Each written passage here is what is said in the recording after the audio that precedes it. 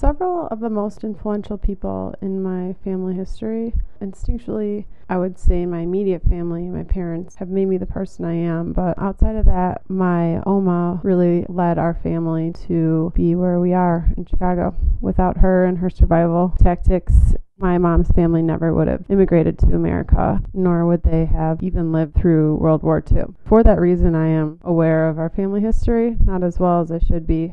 And that's something I'm looking into, and it plays a huge role in my life because my family immigrated from another country. I'm first generation American, but my mom's whole side of the family came from the former Yugoslavia. However, my dad's side of the family is from Central Illinois, and prior to that, from Scandinavia. Because it's farther in the past, it's not as present, but I still see a lot of pride in my father. He references Viking ways of the Swedes, but I'm not as close to that cultural background as he is. I think it's because I am one more generation removed. However, on my mom's side of the family, it's really ever present. Ever them are German speaking, and my brother and sister both studied in Germany, and the dialect and the language itself is ever present. And even our cuisine and traditions in general are German, Hungarian influenced as well. And Donauschwaben is the name of our country, or of our cultural background. That's still kind of a fantasy term to me because I didn't experience it and I haven't read up enough about it to really feel like I'm at one with that term, but I know what my family does, and I guess that's where it comes from.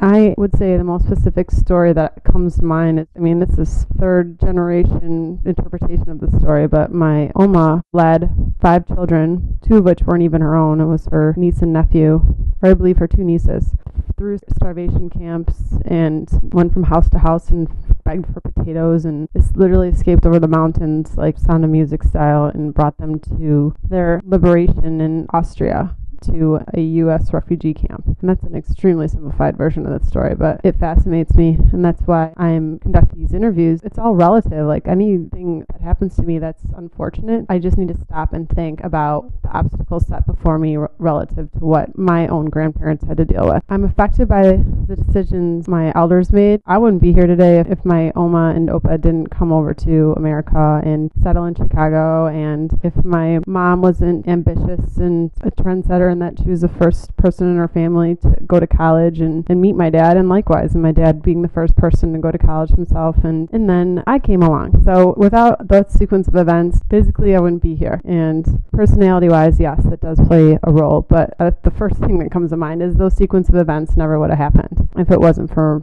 survival personality of my Oma and my Opa. My current happiness is related to the decisions my family made in the past, because my work ethic and that mention of everything being relative stems from that, I think. And I reflect on my family history with pride. Absolutely. I'm fully aware of it, and I want to better educate everybody about it. I want to document it. That's why I'm doing what I'm doing right now.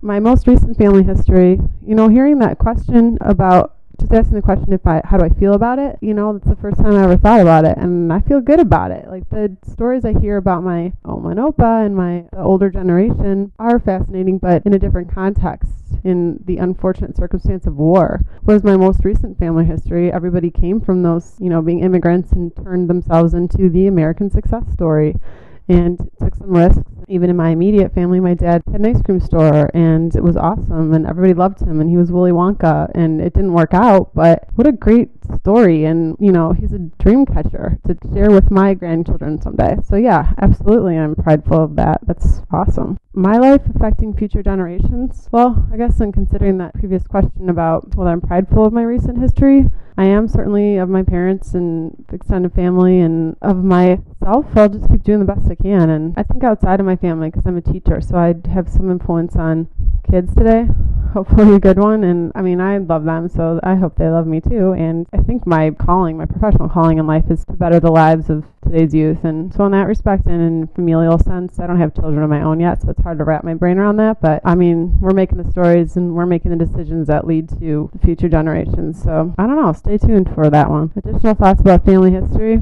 I don't know, everyone's different. Everyone has a different background. Mine is huge. I'm all about it. I want to know more about it. But that's not a right or wrong. Other people live their life in the moment more so, perhaps. I just like the past to inform my current moment.